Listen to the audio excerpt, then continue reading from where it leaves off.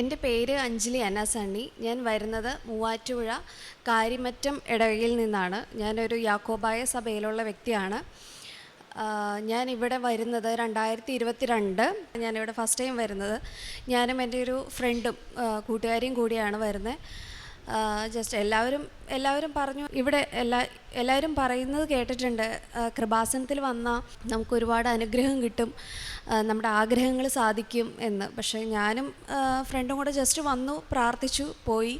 പിന്നീടും ഒരു ദിവസം എനിക്ക് ഇങ്ങോട്ട് വരാനായിട്ടുള്ള ഇത് വന്നു പിന്നെയും പ്രാർത്ഥിച്ചിട്ട് പോയി. പക്ഷേ എനിക്കൊരു ഉടമ്പടി എടുക്കാനുള്ള ഒരു ധൈര്യമാണോ അതിനുള്ളൊരു ഓപ്ഷനൊന്നും എനിക്ക് അതിൻ്റെ ആവശ്യമില്ല എന്നുള്ളൊരു മൈൻഡിൽ ഇരുന്നു.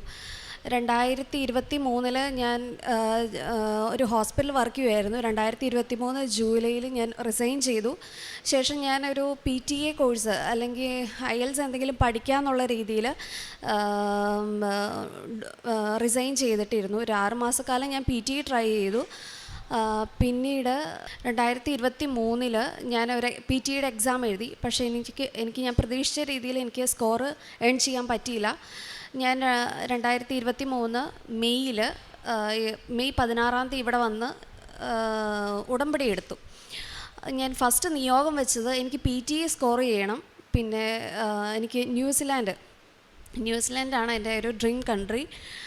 അവിടേക്ക് എനിക്ക് അപ്ലൈ ചെയ്ത് എനിക്ക് ഫാമിലി ആയിട്ട് അങ്ങോട്ട് പോകണം. എന്തെങ്കിലും ഒരു 1 ഇയർ കോഴ്സ് ആണെങ്കിലും UG കോഴ്സ് എടുത്താണെങ്കിലും പോകണം എന്നുള്ളൊരു മൈൻഡിലായിരുന്നു വന്നത്. കിട്ടിയാൽ കിട്ടി എന്നുള്ളൊരു സിറ്റുവേഷനായിരുന്നു.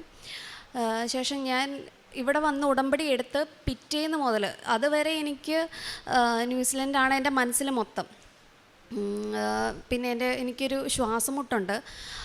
അത് എങ്ങനെയൊക്കെ എന്താകും, അവിടെ ചെന്ന് കഴിഞ്ഞാൽ തണുപ്പാണല്ലോ, എനിക്ക് ശ്വാസമുട്ട് എന്ത് ചെയ്യും എന്നുള്ളൊരു ഇത്. എന്നാലും ഇവിടെ ഞാൻ ഉടമ്പടി എടുത്തു, എന്തായാലും എനിക്കത് മാറ്റി തരും എന്നുള്ളൊരു പ്രതീക്ഷയിൽ ഇരുന്നു. പക്ഷേ എനിക്ക് ന്യൂസിലൻഡ് എന്നുള്ള ഇതെൻ്റെ മനസ്സിൽ നിന്ന് അപ്പാടെ പോയി. ഞാൻ ഫസ്റ്റ് ഉടമ്പടിയിൽ വെച്ചത് ന്യൂസിലൻഡിൽ പോകണം, സ്കോർ കിട്ടണം എന്നായിരുന്നു. പിന്നെ എനിക്ക് എൻ്റെ മനസ്സിൽ നിന്ന് ആ ഒരു കൺട്രി പോയി. ഒരു സെപ്റ്റംബർ ആയപ്പോഴത്തേക്കും ഞാൻ വേറൊരു കൺട്രി ചൂസ് ചെയ്തു, ഒരു മാൾട്ട ചൂസ് ചെയ്തു, ഒരു UG കോഴ്സ് എടുക്കാനായിട്ട്. ഞാനത് അപ്ലൈ ചെയ്തു. ഡിസംബറിൽ ഇവിടെ വന്ന് വീണ്ടും പുതുക്കി. അതിൻ്റെ ഇടയ്ക്ക് ഞാൻ ഒരു പുതുക്കൽ ഉണ്ടായിരുന്നു, ഞാനത് പുതുക്കിയില്ല, വരാനുള്ളൊരു ഇൻട്രസ്റ്റും ഉണ്ടായിരുന്നില്ല.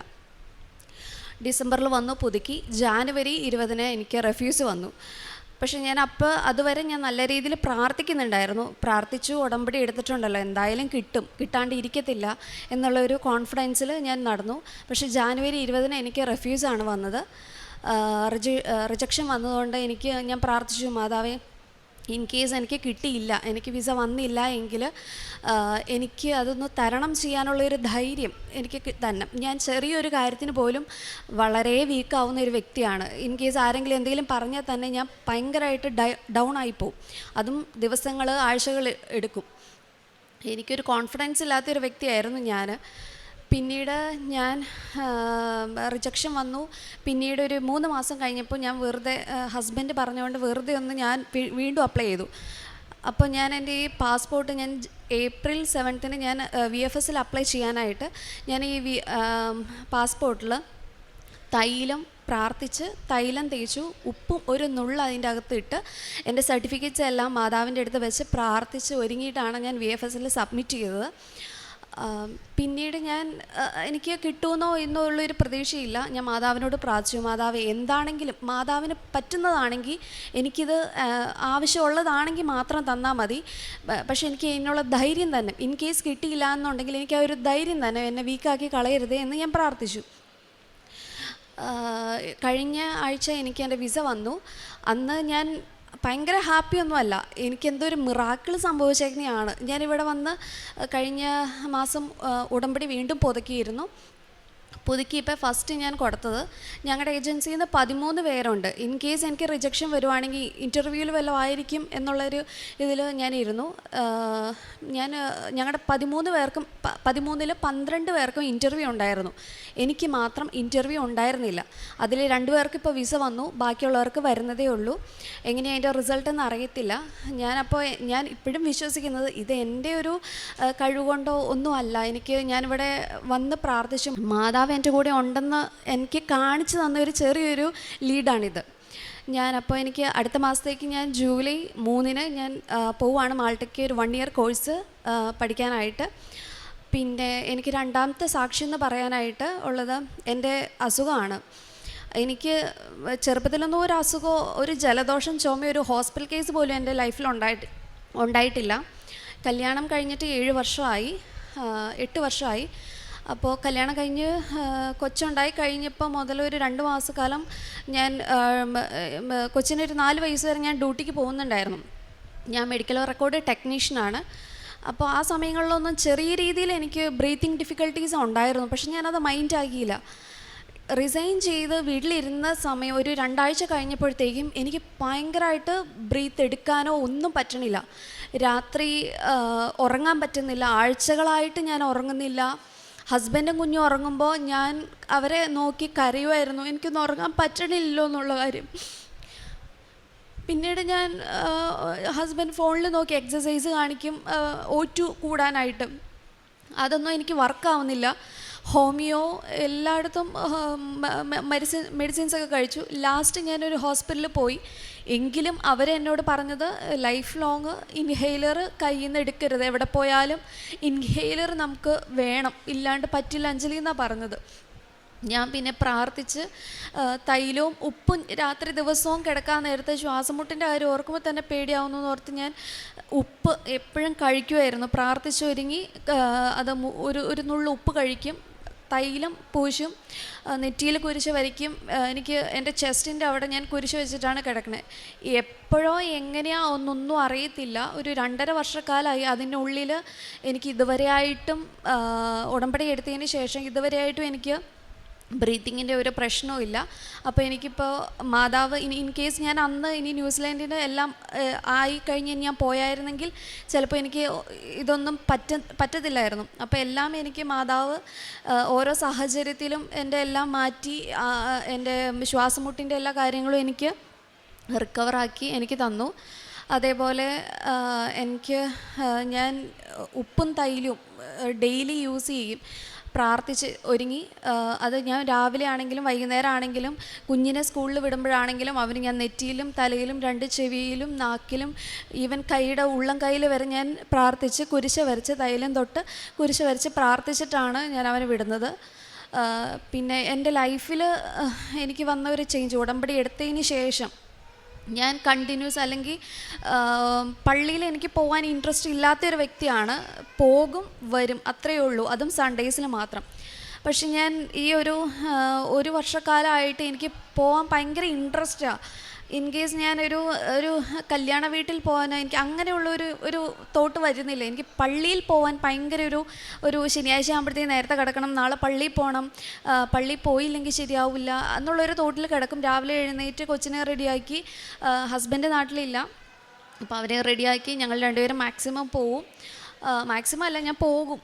എനിക്കതിനി മുടക്കം വരില്ല. അതേപോലെ തന്നെ എൻ്റെ ലൈഫ് ലോങ് എനിക്ക് ഉടമ്പടിയിൽ തന്നെ ജീവിക്കാനാണ് ആഗ്രഹം. മാതാവ് സാധിച്ചു തരും, അതിലൊരു മുടക്കം ഉണ്ടാവില്ല എന്നാണ് എൻ്റെ ഒരു വിശ്വാസം. അതേപോലെ ഇനി എനിക്കിപ്പോൾ അവിടെ ചെന്നാലും എൻ്റെ ഹെൽത്തിൻ്റെ ആണെങ്കിലും എല്ലാ കാര്യങ്ങൾക്കും അമ്മ മാതാവ് കൂടെ ഉണ്ടാവും എന്നുള്ളൊരു പൂർണ്ണ വിശ്വാസമുണ്ട്. അതേപോലെ ഞാൻ വിശ്വാസ പ്രമാണം സ്വർഗസ്ഥനായ പിതാവ് നന്മ നിറഞ്ഞു പറയും.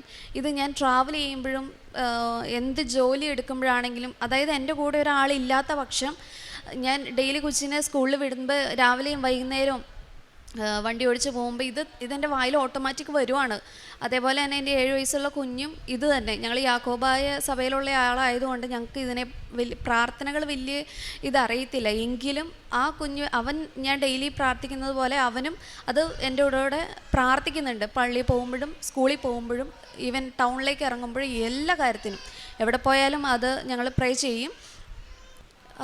എൻ്റെ ഒരു 7 വർഷത്തെ ഒരു ആഗ്രഹം തന്നെയായിരുന്നു എനിക്ക് യൂറോപ്പിലേക്ക് പോകാനുള്ള ഒരു ആഗ്രഹം. 7 വർഷത്തിലധികം ഉണ്ട്. പക്ഷേ എനിക്ക് അത് സാധിക്കുമോ എന്നൊന്നും എനിക്കറിയില്ലായിരുന്നു. ഞാൻ ജസ്റ്റ് ഇവിടെ വന്ന് കിട്ടുവാണെങ്കിൽ കിട്ടട്ടെ എന്നുള്ള രീതിയിലാണ് ഞാൻ ഇവിടെ തുടക്കം വന്നത്. പക്ഷേ എനിക്കതൊരു 6 മാസത്തെ കാലം എനിക്ക് ചിന്തിക്കാനുള്ള ഒരു, മാതാവിന് ചിന്തിക്കാനാണോ എന്നെ ചിന്തിപ്പിക്കാനാണോ എന്ന് എനിക്ക് അറിയത്തില്ല. എനിക്ക് ഒന്ന് റിക്കവർ ആവാനുള്ള ഒരു ടൈമായിരുന്നു ഒരു 3.5, 4, 5 മാസക്കാലം. അതെനിക്ക് നല്ല രീതിയിൽ മനസ്സിലായി. പിന്നീട് ഞാൻ പ്രേക്ഷിത പ്രവർത്തനങ്ങളൊക്കെ ആയിട്ട് ഞാൻ പള്ളികളിൽ പോകുമ്പോൾ ഒരു 5 പൊതി അല്ലെങ്കിൽ ഒരു 4 പൊതിയെങ്കിലും എൻ്റെ കയ്യിലുണ്ടാവും. അത് ഞാൻ അവിടെയുള്ള പാവപ്പെട്ട ഈ ഫിഷ് യാചിക്കുന്നവർക്ക് ഞാൻ ഫുഡ് കൊടുക്കും. അതേപോലെ എൻ്റെ അടുത്ത് ആര് വരുന്നോ, എന്തെങ്കിലും ബുദ്ധിമുട്ടുണ്ട് അല്ലെങ്കിൽ ഒരു മരുന്ന് മേടിക്കാനോ എന്തെങ്കിലും ഉണ്ടെങ്കിൽ എൻ്റെ കയ്യിലുള്ള പൈസ ഞാൻ അവർക്കത് ഷെയർ ചെയ്ത് കൊടുക്കും. എന്താണെന്ന് വെച്ചാൽ ചെയ്ത് ഫുഡ് കഴിച്ചോ എന്നും പറഞ്ഞ് ഞാൻ അത് കൊടുക്കാറുണ്ട്. എനിക്ക് അത്യാവശ്യം നല്ല ദേഷ്യമുള്ളൊരു വ്യക്തിയായിരുന്നു. അതേപോലെ തന്നെ ഞാൻ ഭയങ്കരമായിട്ട് റിയാക്റ്റും ചെയ്യും. അതേപോലെ ഞാൻ എന്ത് കാര്യത്തിനും ഞാൻ ഭയങ്കരമായിട്ട് പുറകോട്ട് പോകുന്നൊരു വ്യക്തി. എനിക്ക് അതിലൊന്നും ഇൻട്രസ്റ്റ് ഇല്ലാത്ത രീതി. പക്ഷേ എനിക്ക് ഉടമ്പടി എടുത്തതിന് ശേഷം ഞാൻ അത്യാവശ്യം നന്നായിട്ട് നല്ല രീതിയിൽ മറ്റുള്ളവരോട് സംസാരിക്കാൻ ശ്രമിക്കാറുണ്ട്. അതേപോലെ എനിക്കിങ്ങനെ ഞാൻ ഇവിടെ പോയാൽ കിട്ടും എന്നുള്ളൊരു ധൈര്യം മറ്റുള്ളവർക്ക് ചിലപ്പോൾ ഞാനത് ഷെയർ ചെയ്യുമ്പോൾ അവർക്ക് ചിലപ്പോൾ അത് എന്തിനാന്നുള്ളൊരു മൈൻഡിലായിരിക്കും. പക്ഷേ ഞാൻ എന്നിൽ വന്നം എന്നല്ല പറയണേ, അവിടെ ചെന്ന് കഴിഞ്ഞാൽ നിങ്ങൾക്ക് കിട്ടും, അവർക്ക് കൊടുക്കുന്ന ഒരു ധൈര്യം ഞാൻ കൊടുക്കാൻ ശ്രമിക്കാറുണ്ട്. എൻ്റെ വീടിൻ്റെ അടുത്തുള്ളൊരു ചേച്ചിയുടെ കൂടെയാണ് ഞാനിപ്പോൾ വന്നിട്ടുള്ളത്. പക്ഷെ പുള്ളിക്കാരത്തിക്ക് ഇന്നലെ നൈറ്റ് പുള്ളിക്കാരത്തി എൻ്റെ കൂടെ വരാനിരിക്കുമായിരുന്നു. പക്ഷേ വീട്ടിൽ എന്തോ സാഹചര്യം കൊണ്ട് പുള്ളിക്കാരത്തിക്ക് വരാൻ പറ്റിയില്ല. അപ്പോൾ ഞാൻ മാക്സിമം പലരെയും കൊണ്ടുവരാനായിട്ട് ശ്രമിച്ചിട്ടുമുണ്ട്, വരുന്നതുമുണ്ട്. ഇത്രയേറെ അനുഗ്രഹം തന്നെ, അല്ലെങ്കിൽ എന്നെ ഇങ്ങനെ ഒരു നല്ലൊരു തോട്ട്, എനിക്ക് നല്ലൊരു ചിന്ത പോലെ എനിക്ക് തന്ന അമ്മ മാതാവിനും തിരുക്കുമാരനും ഒരുപാട് നന്ദി. പിന്നെ ഞാൻ എൻ്റെ വിസയായിട്ടാണ് വന്നേക്കുന്നത്. അത് ഞാൻ മാതാവിനെ ഒന്ന് കാണിക്കണം എന്ന് എനിക്ക് നല്ല ആഗ്രഹം ഉണ്ടായിരുന്നു. ഞാൻ ഈ യൂട്യൂബിലും മറ്റും ഓരോരുത്തരുടെ സാക്ഷ്യം കേൾക്കുമ്പോൾ ഞാൻ ആഗ്രഹിച്ചിട്ടുണ്ട്, ഞാൻ എന്നായിരിക്കും അമ്മ മാതാവിൻ്റെ അടുത്ത് വന്ന് ഇതുപോലെ എനിക്ക് പറയാനായിട്ട് ആഗ്രഹമുണ്ട്. അമ്മ മാതാവിന് ഇഷ്ടമുണ്ടെങ്കിൽ മാത്രമേ, എന്നോട് ഇച്ചിരിയെങ്കിലും ഇഷ്ടമുണ്ടെങ്കിൽ അതെനിക്ക് സാധിച്ചു തന്നെ എനിക്ക് തരുവാണെങ്കിൽ ഒരുപാട് സന്തോഷമാവും എന്നെൻ്റെ മനസ്സിലെപ്പോഴും ഉണ്ട്. ഞാൻ തന്നെ ചിലപ്പോൾ സാക്ഷ്യം പറയും, പക്ഷെ എനിക്ക് അതിനുള്ളൊരു ഇവിടെ വന്നപ്പോൾ എല്ലാം എൻ്റെ കയ്യിൽ നിന്ന് ഒരു ഇതായിട്ട് എനിക്ക് കിട്ടിയില്ല. പക്ഷെ ഞാൻ സെൽഫായിട്ട് പറയുമ്പോൾ എനിക്ക് നല്ല രീതിക്ക് ഞാൻ മാതാവിനോട് പറയുന്ന ഫീലാണ്. ഇങ്ങനെയൊക്കെയാണോ എന്തെങ്കിലുമൊക്കെ ഇങ്ങനെ ചോദിക്കും. ഞാൻ ഓക്കെ അല്ലേ, എന്നെ ഇനി ഓക്കെ ആക്കില്ലേ, മാതാവ് എനിക്കെന്തൊരു ധൈര്യം ബാക്ക് സപ്പോർട്ടായിട്ട് എനിക്ക് നല്ല രീതിക്ക് തരുന്നതായിട്ട് എനിക്ക് ഫീൽ ചെയ്യാറുണ്ട്. അപ്പോൾ ഒരുപാട് അമ്മ മാതാവിനും തിരുക്കുമാരനും ഒരുപാട് നന്ദി. 89-ാം സങ്കീർത്തനം 21-ാം തിരുവചനം പറയുന്നു: വിശുദ്ധ തൈലം കൊണ്ട് ഞാൻ അവനെ അഭിഷേകം ചെയ്തു, എൻ്റെ കൈ എന്നും അവനോടൊത്തുണ്ടായിരിക്കും. എൻ്റെ ഭുജം അവന് ശക്തി നൽകും, ശത്രു അവനെ തോൽപ്പിക്കുകയില്ല. അഞ്ജലി അന്നയുടെ മനോഹരമായ സാക്ഷി നാം കേൾക്കുകയായിരുന്നു. അഞ്ജലിക്ക് ഇവിടെ വരാനുണ്ടായ കാരണം തനിക്കൊരു സ്റ്റുഡൻറ്റ് വിസ മാൾട്ടയിൽ UG കോഴ്സിന് കിട്ടാൻ വേണ്ടിയായിരുന്നു. താൻ അതിനുവേണ്ടി ഉടമ്പടിയെടുത്ത് പ്രാർത്ഥിച്ചു, അത് പ്രാപിച്ചു കിട്ടിയെന്ന് സാക്ഷ്യപ്പെടുത്തുന്നു. പരിശുദ്ധ അമ്മയോടുള്ള ആ ഒരു ഒരു സംഭാഷണത്തിൽ തനിക്കെല്ലാം പരിശുദ്ധ അമ്മ ഈശോ വഴിയായി തനിക്ക് കൊടുക്കുന്നു എന്ന് ഇവിടെ സാക്ഷ്യപ്പെടുത്തുന്നു. സ്നേഹമാണ് എല്ലാത്തിൻ്റെയും ഏറ്റവും വലിയ അടിസ്ഥാനം എന്നാണ് നമുക്ക് ഈ സാക്ഷ്യത്തിൽ നിന്ന് മനസ്സിലാക്കുന്നത്.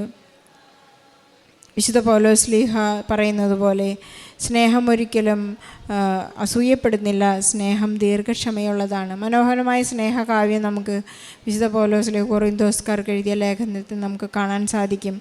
ഈശോയോടും പരിശുദ്ധാമ്മയോടുള്ള സ്നേഹമാണ് നമുക്കെല്ലാം ലഭിച്ചു. എനിക്ക് ഇപ്പോൾ തന്നെ പറഞ്ഞതുപോലെ എനിക്ക് നല്ല ധൈര്യമാണ്, എനിക്കൊരു ബാക്ക് സപ്പോർട്ട് എനിക്കെപ്പോഴുമുണ്ട്. ഞാൻ വാഹനത്തിലായിരിക്കുമ്പോൾ അമ്മയോട് സംസാരിക്കും. ഇതൊക്കെ സ്നേഹമുള്ളവരോട് മാത്രം ചെയ്യുന്ന കാര്യങ്ങളാണ്. ഒരു ഇൻറ്റിമസി വന്നപ്പോഴാണ് എനിക്ക് ഇതെല്ലാം സാധ്യമായത്. എനിക്കിനിയൊന്നും ലഭിച്ചാലും ഞാൻ ഒരു സെയിം പേഴ്സൺ ആയിരിക്കും. എനിക്ക് അമ്മയും ഈശോയുമാണ് എൻ്റെ ജീവിതത്തിലെ പ്രയോറിറ്റി എന്ന് ഈ മകൾ ഇവിടെ സാക്ഷ്യപ്പെടുത്തുന്നു. തനിക്കുണ്ടായ ഒരു വലിയ അസ്വസ്ഥതയെക്കുറിച്ച് പറഞ്ഞു. അങ്ങനെ ഒരു അസുഖമുള്ള കുട്ടിയൊന്നുമല്ല, പക്ഷേ എനിക്കൊരു തവണ എൻ്റെ ഡെലിവറിക്കൊക്കെ ശേഷം എനിക്ക് ശ്വാസതടസ്സമുണ്ടായി. പിന്നെ ഇൻഹേലർ എപ്പോഴും കൂടെ കൊണ്ട് നടക്കണം, ജീവിതത്തിൻ്റെ ഒരു ഭാഗമാക്കണമെന്നായിരുന്നു ഡോക്ടറുടെ അഡ്വൈസ്. പക്ഷേ ഇവിടെ വന്ന് ഉടമ്പടി എടുത്ത് താൻ ഉടമ്പടി വസ്തുക്കളുടെ ഉപയോഗം മൂലം തനിക്ക് അതിൻ്റെ വളരെ കൃത്യമായി വളരെ പൂർണ്ണമായും സൗഖ്യപ്പെട്ടു എന്ന് സാക്ഷ്യപ്പെടുത്തുന്നു. നമുക്ക് ഈശോയ്ക്ക് നന്ദി പറയാം. അതുപോലെ തന്നെ തൻ്റെ എല്ലാ കാര്യങ്ങളിലും ജീവിത പങ്കാളിയോടും മറ്റുള്ളവരോടും ഇടപഴകാനെല്ലാം ഇപ്പോൾ വലിയ സ്നേഹവും ഐക്യവും ധൈര്യവും മറ്റുള്ളവരോട് സംസാരിക്കാനുള്ളൊരു കോൺഫിഡൻസ്, മറ്റുള്ളവരോട് എപ്പോഴും ഈശോയെക്കുറിച്ചും പരിശുദ്ധ അമ്മയെക്കുറിച്ച് പറയാനുള്ള ഒരു ആഗ്രഹം, ഇതെല്ലാം തനിക്കുണ്ട്. തന്നൊരു ഓർത്തഡോക്സ് ക്രിസ്ത്യൻ വിശ്വാസിയാണ്. എങ്കിൽ തന്നെയാനും ശനിയാഴ്ച ഞാൻ ഒരുങ്ങുകയാണ്, എനിക്ക് ഞായറാഴ്ച പള്ളിയിൽ പോകാമല്ലോ. നാം പഴയ നിയമത്തിൽ വായിക്കുന്നുണ്ട്, ജെറുസലേമിലേക്ക് പോകാമെന്ന് പറഞ്ഞപ്പോൾ അവർ സന്തോഷിച്ചു. ഇതൊക്കെ ഇന്നും പഴയ നിയമത്തിലേതുപോലെ തന്നെ ഇന്നും സംഭവിച്ചുകൊണ്ടിരിക്കുകയാണ്.